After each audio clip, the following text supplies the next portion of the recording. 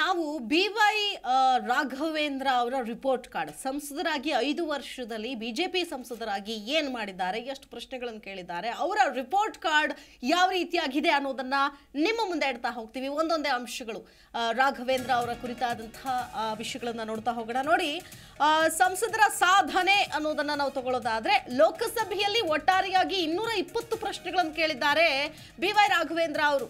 ಮಾಜಿ ಮುಖ್ಯಮಂತ್ರಿ BS ಯಡಿಯೂರಪ್ಪನವರ ಪುತ್ರ BY ರಾಘವೇಂದ್ರ ಶಿವಮೊಗ್ಗ ಲೋಕಸಭಾ ಕ್ಷೇತ್ರದ ಹಾಲಿ MP ಸಂಸದರು. ವಿವಿಧ ವಿಷಯಗಳ ಬಗ್ಗೆ 6 ಬಾರಿ ಮಾತನಾಡಿದ್ದಾರೆ. 17ನೇ ಲೋಕಸಭೆಯಲ್ಲಿ 101 ದಿನ ಹಾಜರಾಗಿದ್ದಾರೆ. ಶಿವಮೊಗ್ಗ ವಿಮಾನ ನಿಲ್ದಾಣ ಕಾರ್ಯ ಆರಂಭ ಅನ್ನುವಂಥ ಒಂದು ಕೀರ್ತಿ ಅಷ್ಟೇ ಅಲ್ಲ, 10,000 ಕೋಟಿ ರೂಪಾಯಿ ಅನುದಾನ ತಂದಿದ್ದಾರೆ ಅನ್ನೋ ಕೀರ್ತಿ ಕೂಡ ಇದೆ. ಬೈಂದೂರಲ್ಲಿ ಬಂದರು ಅಭಿವೃದ್ಧಿಗೆ 501 ಕೋಟಿ ರೂಪಾಯಿ ಅನುದಾನವನ್ನ ತಂದಿದ್ದಾರೆ ಅನ್ನುವಂಥ ಒಂದು ಕೀರ್ತಿ ಕೂಡ ಇವರಿಗೆ ಸಲ್ಲುತ್ತೆ ಅಂತಾನೆ ಹೇಳಬಹುದು. ಲೋಕಸಭೆಯಲ್ಲಿ 220 ಪ್ರಶ್ನೆ ಕೇಳಿದ್ದಾರೆ. ವಿವಿಧ ವಿಷಯಗಳ ಬಗ್ಗೆ 6 ಬಾರಿ ಮಾತನಾಡಿದ್ದಾರೆ. 17ನೇ ಲೋಕಸಭೆಯಲ್ಲಿ 101 ದಿನ ಹಾಜರಾಗಿದ್ರು. ಇನ್ನು ಬೈಂದೂರಿನಲ್ಲಿ ಬಂದರು ಅಭಿವೃದ್ಧಿಗೆ 501 ಕೋಟಿ ಅನುದಾನ. ಶಿವಮೊಗ್ಗ ಶಿಕಾರಿಪುರ ರಾಣೆಬೆನ್ನೂರು ರೈಲು ಮಾರ್ಗ ಬಂದಿದೆ ಇವರು ಬಂದ ಮೇಲೆ ಅನ್ನೋದು. ಸಿಗಂದೂರು ಸೇತುವೆ ಆಗಿದೆ, ಜೋಗ ಅಭಿವೃದ್ಧಿ ಆಗಿದೆ, ಯೋಜನೆಗಳನ್ನ ಮಾಡಿದ್ದಾರೆ.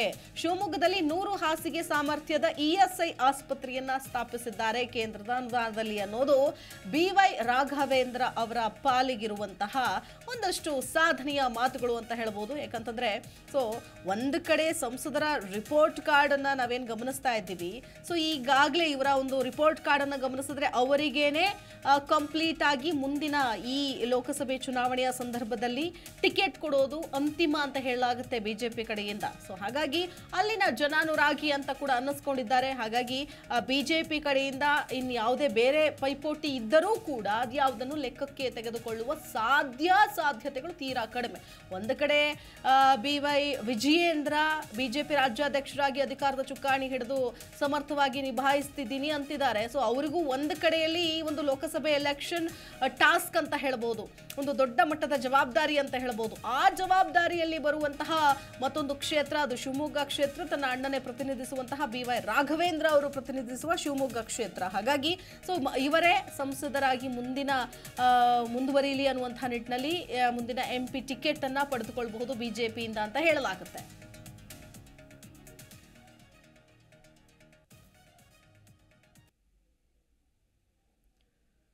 ಈಗಾಗಲೇ ನಾವು ಸಂಸದರ ರಿಪೋರ್ಟ್ ಕಾರ್ಡ್ ನೋಡಿದ್ವಿ. ಇಲ್ಲಿ ಒಂದಷ್ಟು ಅಂಶಗಳನ್ನ ಗಮನಿಸಬೇಕಾಗತ್ತೆ. ಇಲ್ಲಿ ಸಂಸದರಿಗೆ ಟಾಣಿಕ್ ಕೊಡುತ್ತೆ ಈ ಎಲ್ಲ ಅಭಿವೃದ್ಧಿ ವಿಚಾರಗಳು ಆಯ್ತು. ಆದ್ರೆ ಮತ್ತೊಂದು ಕಡೆ ರಾಮ ಮಂದಿರ ಮತ್ತು ಮೋದಿಯ ಅಲೆಯೂ ಕೂಡ ಈ ಒಂದು ಸಂಸದರಿಗೆ ಅಥವಾ ಈ ಕ್ಷೇತ್ರದಲ್ಲಿ ಪ್ಲಸ್ ಆಗುವಂತಹ ಸಾಧ್ಯತೆ ಇದೆ. ಇದೇ ವಿಚಾರಕ್ಕೆ ಸಂಬಂಧಪಟ್ಟಂತೆ ಹಿರಿಯ ಪತ್ರಕರ್ತರಾದ ನಾಗರಾಜ್ ನೀರ್ಗೆ ಮಾತನಾಡಿದ್ದಾರೆ. ಏನ್ ಹೇಳಿದ್ದಾರೆ ಕೇಳೋಣ.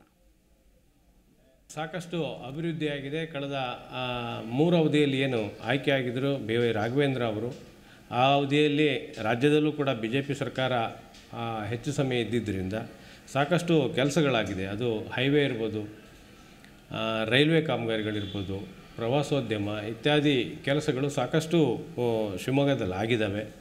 ವಿಮಾನ ನಿಲ್ದಾಣ ಇರ್ಬೋದು, ಈ ಥರ ಎಲ್ಲ ಆಗಿದ್ದಾವೆ. ಆಮೇಲೆ ಈಗ ರಾಮ ಮಂದಿರ ನಿರ್ಮಾಣ ಆದ ನಂತರ ರಾಜಕೀಯ ವಲಯದಲ್ಲಿ ಸಾಕಷ್ಟು ಬೇರೆ ಬೇರೆ ಥರ ಚರ್ಚೆಗಳು ನಡೀತಿದ್ದಾವೆ. ಜೊತೆಗೆ ಇವರೆಲ್ಲರಿಗೂ ಇರೋದು ಪ್ರಧಾನಮಂತ್ರಿ ಮೋದಿಯವರ ಅಲೆ. ಈ ಅಲೆಯ ಬೆನ್ನೇರಿದ ರಾಘವೇಂದ್ರ ಅವರು ಈಗಾಗಲೇ ಪ್ರಚಾರವನ್ನು ಶುರು ಮಾಡಿದ್ದಾರೆ. ಒಂದು ಕಡೆಯಿಂದ ನಾವು ಸಂಸದರ ರಿಪೋರ್ಟ್ ಕಾರ್ಡ್ ನೋಡಿದ್ವಿ, ಅವರ ಸಾಧನೆ ಬಗ್ಗೆ ನೋಡಿದ್ವಿ, ಬಿಜೆಪಿ ಅಲೆ ಹೇಗಿದೆ ಅನ್ನೋದನ್ನ ಗಮನಿಸಿದ್ವಿ. ಇನ್ನೊಂದು ಕಡೆ ಕಾಂಗ್ರೆಸ್ನಲ್ಲೂ ಕೂಡ ತಯಾರಿಗಳೇನು ಕಡಿಮೆ ಇಲ್ಲ.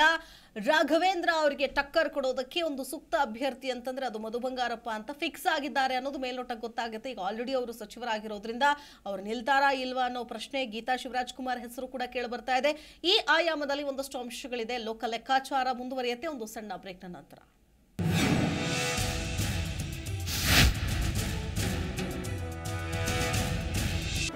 ಜಿ ಕನ್ನಡ ನ್ಯೂಸ್ ಈಗ ನಿಮ್ಮ ಮನೆಯಲ್ಲೇ ನೋಡಿ.